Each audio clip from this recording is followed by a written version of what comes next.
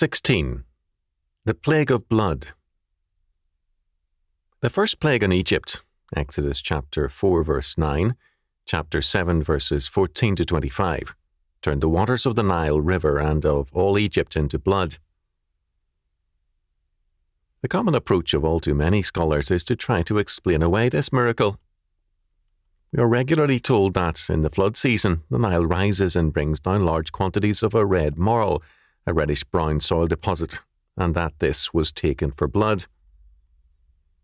Even some ostensibly evangelical scholars echo this nonsense. The Nile floods, with the silts which darkened the waters, was an annual fact. No one in Egypt would have been confused by that fact. Obviously, it is supposed by these scholars that men in earlier times were incomparably backward idiots. In all the argument about the nature of the Nile's colour, which was red, according to the Bible, because it was changed into blood, an obvious fact is overlooked. The reason why the first plague involved blood. Blood signifies life. Leviticus chapter 17 verses 11 and 14. But it can also signify death. Blood is shed to make a covenant or to cut a covenant. Genesis chapter 15 verses 9 to 11.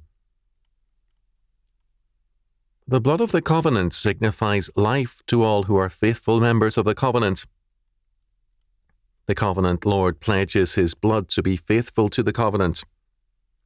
The blood also sets forth the judgment which falls upon all who are faithless to God's covenant.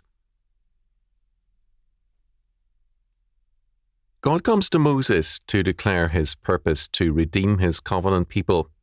Exodus chapter 3 verses 1 to 22. This redemption involves also judgment on their oppressors, the Egyptians. It is thus not an accident that the first plague is a plague of blood upon the sacred Nile, the symbol of Egypt's strength and prosperity. First of all, Moses smote the waters of the Nile, a clear symbol of judgment. The rod of God's authority was laid against the very lifeblood of Egypt, the waters of the Nile. The symbolism is a very obvious one. Second, the Nile as a sacred river is defiled, and all Egypt with it. The symbol of smiting the Nile meant that all Egypt would be smitten if they did not repent. The river, the canals called Niles, pools and reservoirs were all defiled. Third, this pollution of the Nile was a portent of its uselessness in giving fertility to Egypt. Successive plagues destroyed Egypt's fertility, culminating in the death of the firstborn. Fertility was to be replaced by death. Fourth, this bloody Nile meant death to Egypt, but life to Israel. It signified that the Lord of the covenant was redeeming his people despite their waywardness. Exodus chapter 7 verse 17. Thus, the fact that the first plague was a plague of blood makes clear that the judgment was covenantal. The following plagues brought death to the land, culminating in the 10th plague. Here we have the coincidence of salvation and judgment, the Passover deliverance, and the death of the firstborn. In a covenant of blood, both parties avow by the shedding of blood to be ready to give their life to help, redeem, or save one another. God, in the Passover lamb, signified his readiness to be faithful unto death to his covenant people, so that Passover blood signifies the blood of Christ. Paul makes very clear that Christ is the Passover lamb. 1 Corinthians chapter 5 verse 7, come to give his life for the redemption of his covenant people. The blood of the atonement is thus the blood of redemption for the covenant people, and the blood of judgment and execution for all who reject the Lord. Christ's death makes all the greater the judgment which now confronts the nations. Hebrews chapter 12, verses 26 to 29. Israel was not receptive to Moses and had been unwilling to stand with Moses and Aaron. Exodus chapter 5, verses 19 to 23. The difference God made between Israel and Egypt was an act of grace. He made the difference, not Israel. Exodus chapter 11, verse 7. Because of God's sovereign acts of judgment, the greater men of Egypt came and bowed down before Moses, beseeching him to take Israel and leave the land of Egypt. Exodus chapter 11, verse 8. The judgment upon Israel had been total. It extended even unto the firstborn of the maidservant that is behind the mill, and all the firstborn of the beasts. Exodus chapter 11, verse 5. Casuto noted, this expression, the maidservant behind the mill, is common in Egyptian literature in the sense of the poorest of the poor. It occurs, for example, in the opening section of the instructions of Ptah Hotep. Thou hast said that I, Moses, shall die on the day that I see your face. However, I declare to you in the name of my God that I shall not die, but all the firstborn of Egypt will die, and even your firstborn son shall perish. Not only the firstborn of human beings shall die, but also all the firstborn of the cattle, even the firstborn of animals to which you attribute a divine character, like the bulls of Apis and the cows of Hathor. Then you will realize that I execute judgments upon all the gods of Egypt. Israel was delivered from this plague of blood despite its sins. However, because God's delivering grace for the nation brought no response of trust from the people, they were in due time sentenced to die in the wilderness. Numbers chapter 14, verses 28 to 33. The firstborn of Egypt were slain for rejecting the Lord. That is, because Egypt refused God's demands through Moses, all their firstborn were slain. However, in due time, ungrateful Israel received a more drastic judgment. All of the generation of adults who left Egypt were sentenced to death in the wilderness, except for Joshua and Caleb. Peter tells us that judgment begins at the house of God. 1 Peter chapter 4, verse 17. Grace despised leads to fearful judgment. There is, however, a difference in the judgment of Egypt and the judgment of Israel. In severity, Israel's judgment is in one sense more drastic. All those adults rescued from Egypt, save 2, were sentenced to die landless and homeless, whereas the Egyptians remained alive in their own homes and land after the death of their firstborn. There is another aspect, however. The firstborn signify the totality and the future. In slaying the firstborn of Egypt, God made Egypt irrelevant and dead to his purposes.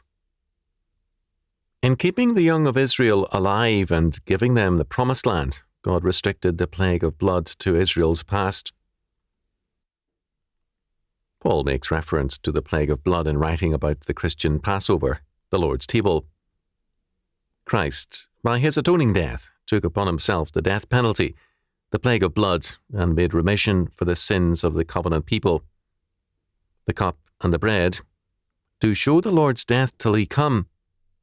1 Corinthians chapter 11, verse 26. Wherefore, whosoever shall eat this bread and drink this cup of the Lord unworthily shall be guilty of the body and blood of the Lord. But let a man examine himself, and so let him eat of that bread and drink of that cup. For he that eateth and drinketh unworthily eateth and drinketh damnation to himself, not discerning the Lord's body. For this cause many are weak and sickly among you, and many sleep. For if we would judge ourselves, we should not be judged. But when we are judged, we are chastened of the Lord, that we should not be condemned with the world. 1 Corinthians chapter 11, verses 27 to 32. The context of these verses includes the first Passover and the plague of blood or death. To eat or drink unworthily is to incur damnation and death, like the firstborn of Egypt. Through the centuries, this has been taken very seriously, and a variety of practices have resulted.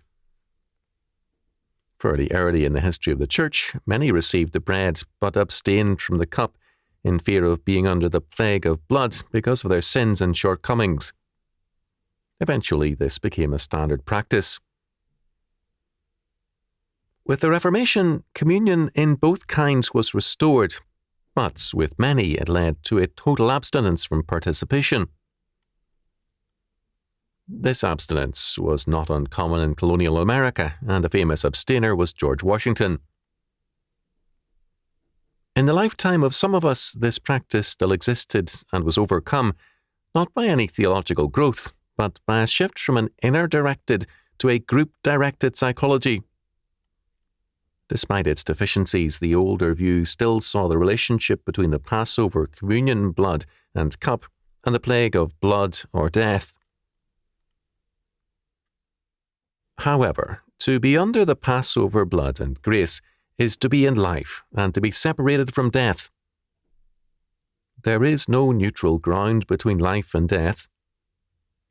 To be in life is to be under grace and law. We have a different status and a different way of life.